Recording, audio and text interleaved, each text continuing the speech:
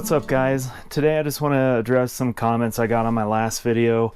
There's just some comments I got on the video and the 15TB group that I'm a part of. So I just kind of wanted to address some of those, address some questions some people had about the 15TB and why, basically why I made that video, and yeah, my thoughts and concerns and, you know, all that stuff. So if you haven't seen my last video, it's this one up here on the screen.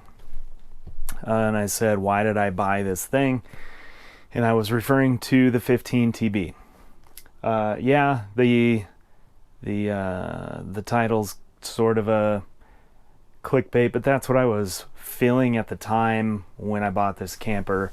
I had sort of a existential crisis, if you may, about buying the 15TB, because there was just so many things that went wrong when I was trying to set this thing up for the way I wanted it.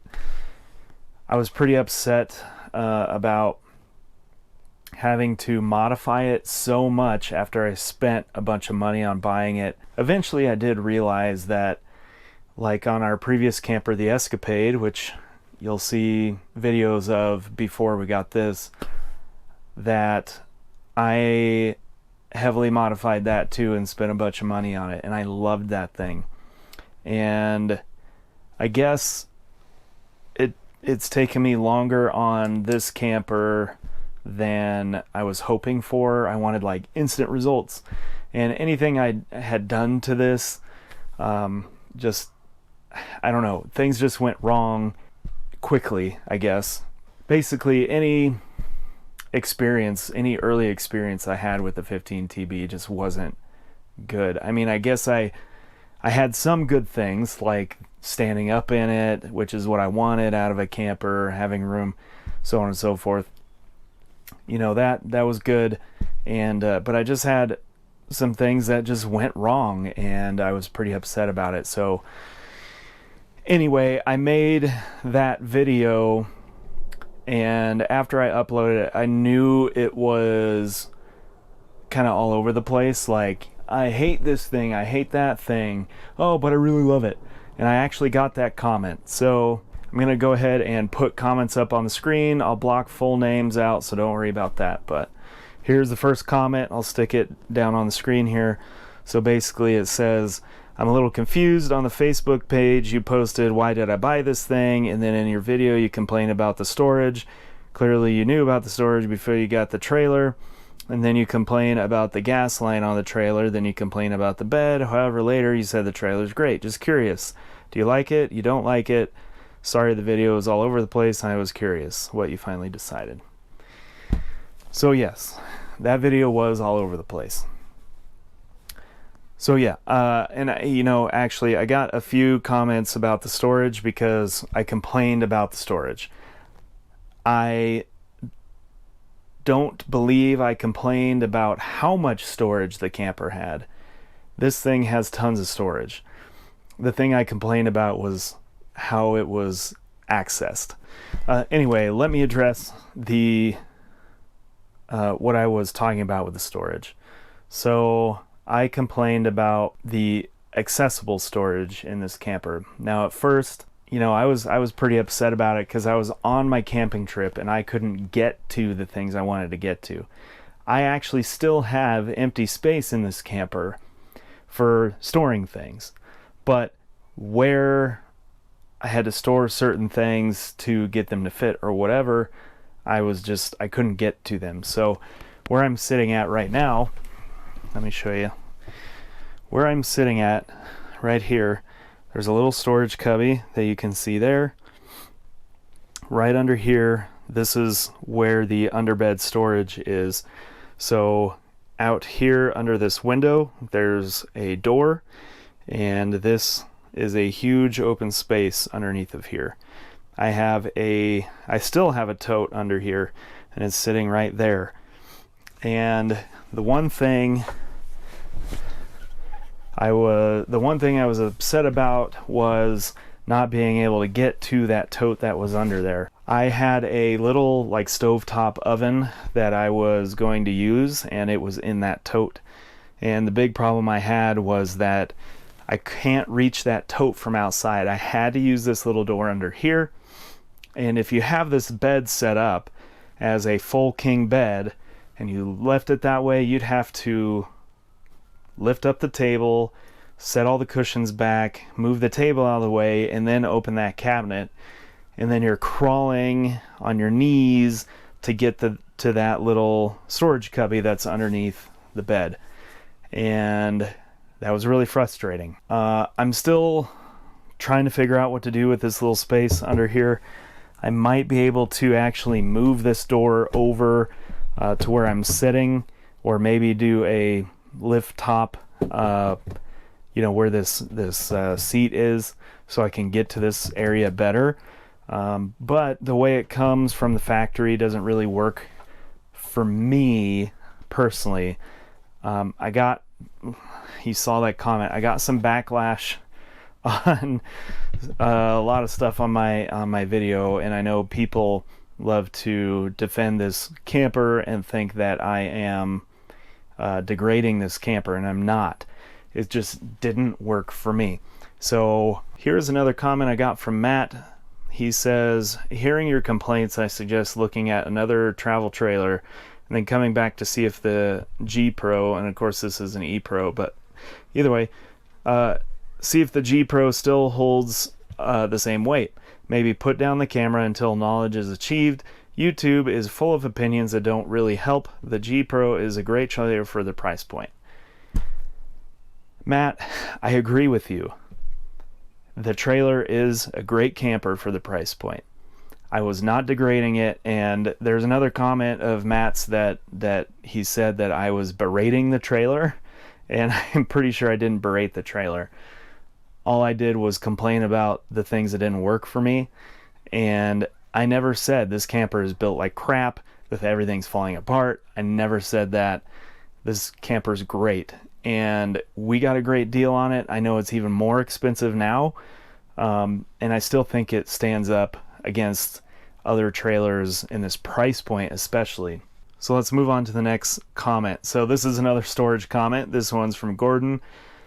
For the amount of crap you bring with you, you got the wrong camper. Okay. I still have empty storage. Okay, this is another thing. I didn't complain about how much storage I had. I just want to make that clear.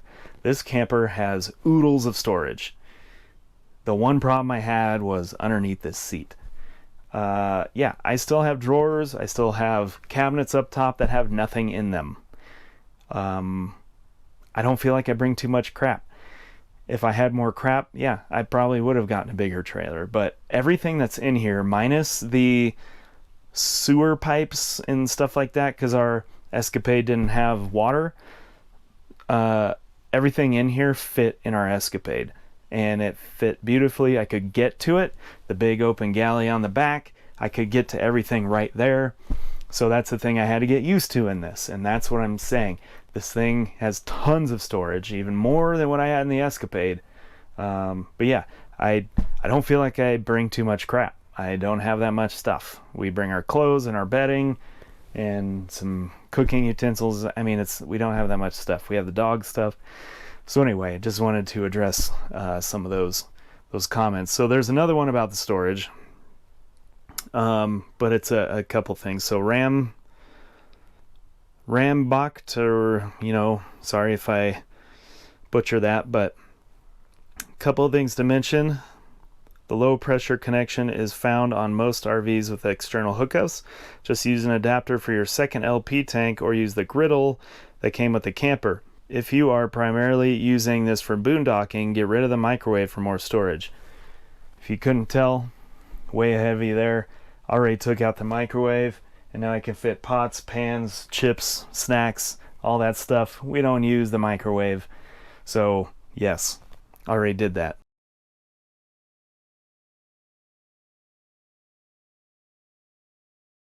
The wet bath is also a great area to add storage when you don't plan to use it as intended. So yeah, we've only used the shower once, and you'll see that coming up in our next video. Well, actually you won't see that part of it, but We did book a campsite that had full hookups just so I could try everything out. I did try the shower, I tried the toilet, I tried the sink, I tried water hookups to make sure nothing leaked. Everything was great. It was awesome. I liked using the toilet, might use that more often, but yeah, we actually do use the shower as more storage. So you'll see I've got my fold-up chair there, Costco chair. I've got a little baggie with the sewer elbow, and yeah, I mean, there's not much in there now, but we throw like our flip-flops, you know, stuff in there. We might get a hanging rod here to hang some stuff, but yeah, you're right. It is a great option for storage.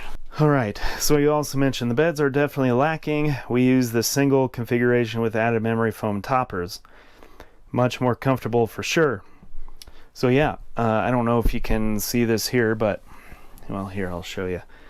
We have this was a queen size memory foam topper that we got at Costco, and I've made this into a almost full size. This is actually 52 inches, but we've made it this way so I'd have somewhere to sit down. All of this that you see here, so the bed and, you know, this setup here, the table, chairs, everything, I'll show you this in a future video. But yeah, bed has been remedied. Much better sleep on this. I might add another layer of memory foam just because I can sink through this and hit the hard seats underneath. But anyway, yeah, addressing the bed.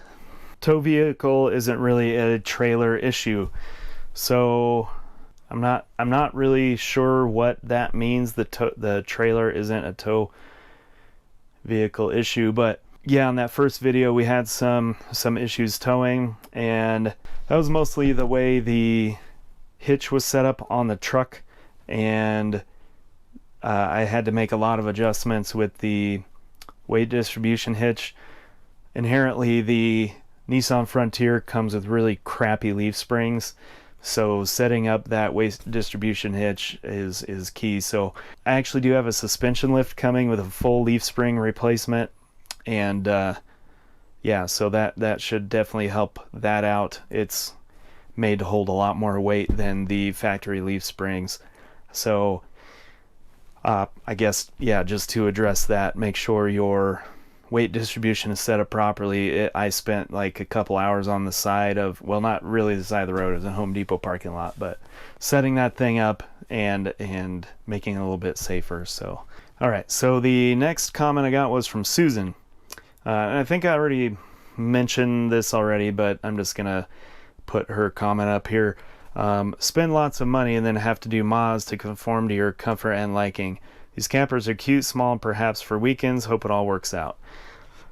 Happy camping. Thank you, Susan. And yes, I think I went over that like right at the beginning of this video, but yeah, at first I was super disappointed that I had to spend a bunch of money on the camper and then spend more money on modifying it to make it work for me.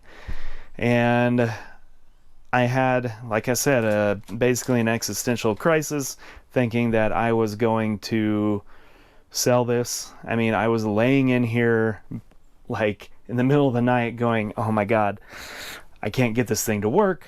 I'm going to sell it. I'm going to move on. I'm going to get something bigger, whatever. And I'm glad that hasn't happened, because so far, you know, with these small modifications that we've done so far, it's been awesome. Yeah,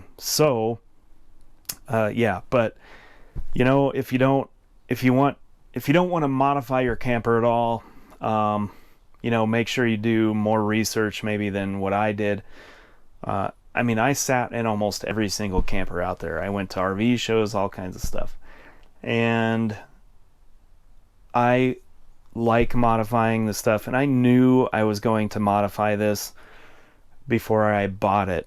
I always love doing these little things like adding, you know, little, I don't know, trinkets and whatever. I like modifying the camper, and I knew I was going to end up doing that anyway.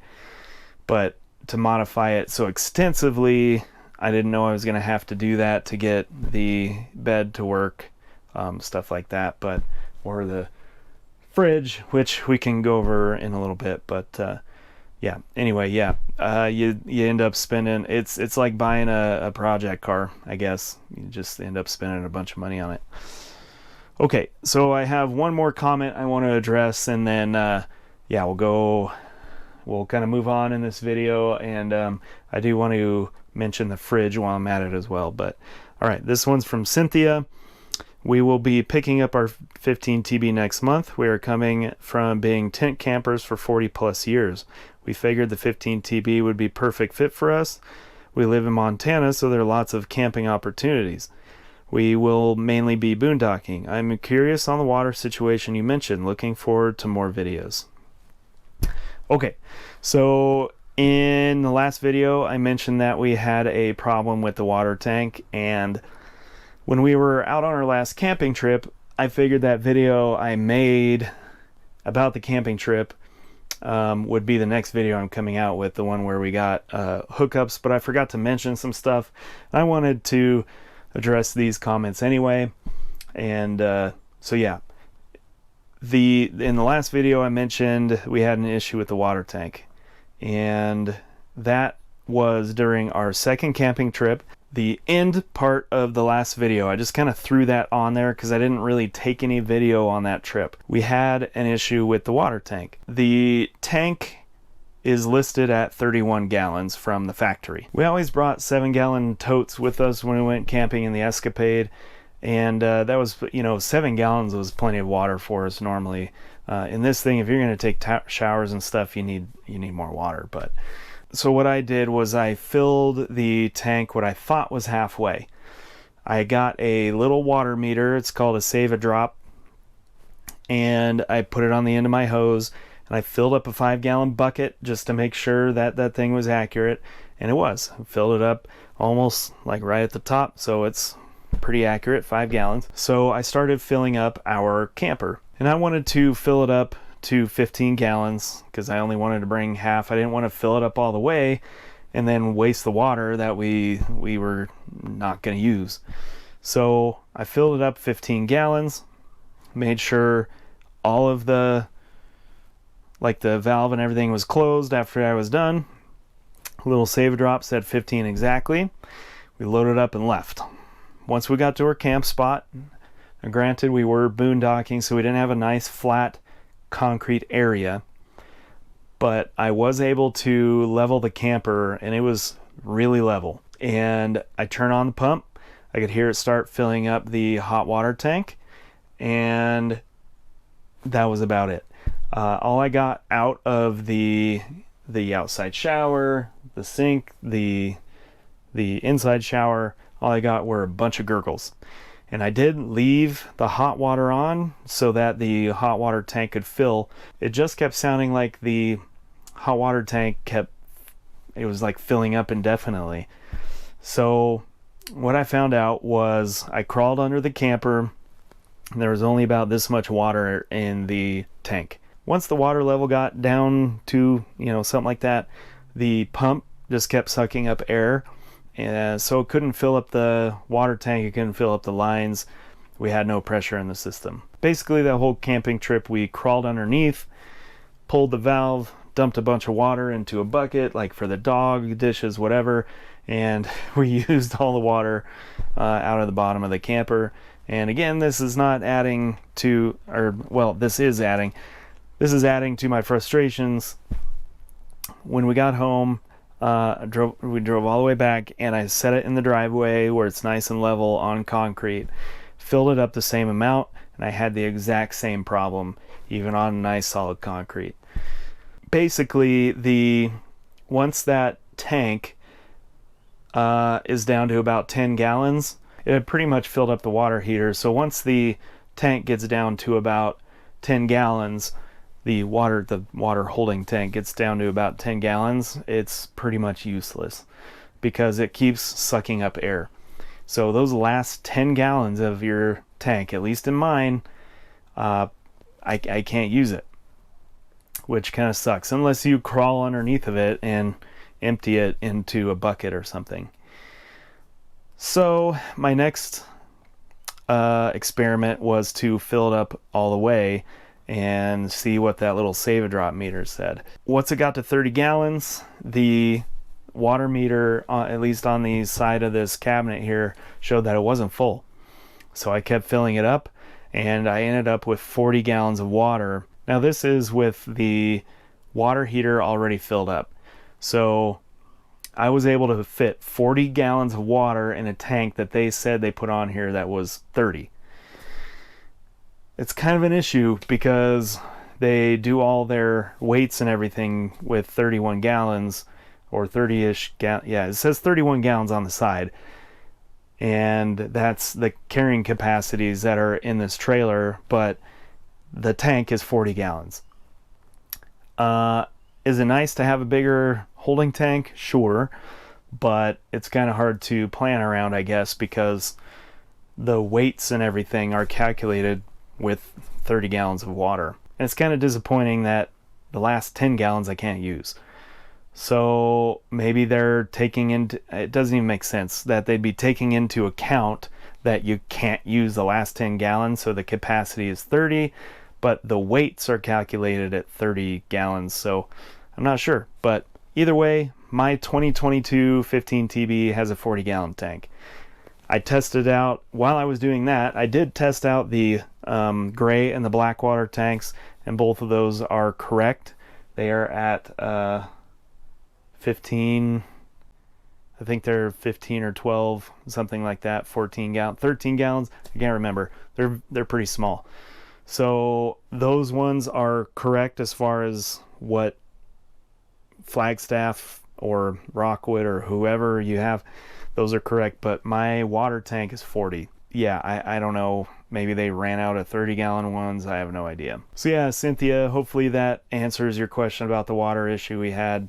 The water issue being that once it gets down to 10-ish gallons, it's useless unless you crawl underneath and manually empty it into a bucket to use. Okay guys, I know this video is getting pretty long, so last thing I want to address is the refrigerator. So as you know, you probably saw my last video, I'll link it, but we did install this temperature controller. It's just turned off right now. You can see, turns on, runs the fridge. So what I wanted to address with this refrigerator, even with the temperature controller, if it's really hot outside, so when we went camping with this down to Cheyenne Mountain State Park, it was very hot. It was like 99 degrees that day, and this thing still could not keep the refrigerator compartment cold enough. The freezer, on the other hand, was like, we brought like little ice cream bars and they were solid like steel. So what I have done, now I haven't tested this out yet. I did learn this from a member on the 15TB group, and maybe I can link another or show you another comment here. He's come up with a bunch of stuff for the 15TB. This was his idea. So basically these wire shelves are ones that you can get on Amazon. They usually come with legs so you can stack them. They fit perfectly in the shelf spots, so it's normally glass shelves here. This actually allows the fridge to circulate air a little bit better. Well, there is no air circulation. So another project I've got coming are these fans. So they're just little 12-volt computer fans, and I'll be putting one back here to circulate the air. And then another thing that is inherently a terrible design of these is they're not made to be put in a cabinet like they are here. So there's a whole lot of hot air that lives back behind the fridge and doesn't allow it to cool down. So I'll probably be putting a fan here at the top, or yeah, probably at the top up here, just to suck out the hot air from behind the fridge. And another thing, we went off-roading a little bit, and these things are not braced in here very well, and now the whole fridge is ready to come out. And actually the 3 screws on the bottom, there's 3 screws holding it in, these were about that far out. So I need to work on bracing this, which I have some hardware to do. Just wanted to address a few things on this video. Hopefully you guys got something out of it. I am not bashing the 15TB. I am starting to love this camper. It's just taking a little bit. I just wanted to address some of the comments I got on my last video and on the Facebook side of things. So thank you guys for sticking around for this really long video. And if you have any more questions, please leave them down below, or you can find me on the 15TB group as well. And yeah, stay tuned for the next videos. I've got lots coming.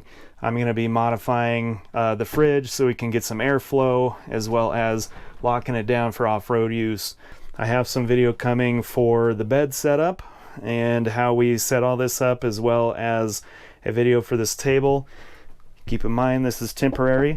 I'm going to be redoing this top, and that's all going to be on another video here. And then I've got a bunch of hardware here to work on some cabinets, because these are going to change a little bit. So yeah, stay tuned for that. And yeah, guys, let me know if you have any other comments. Otherwise, I'll see you on the next one. Thanks.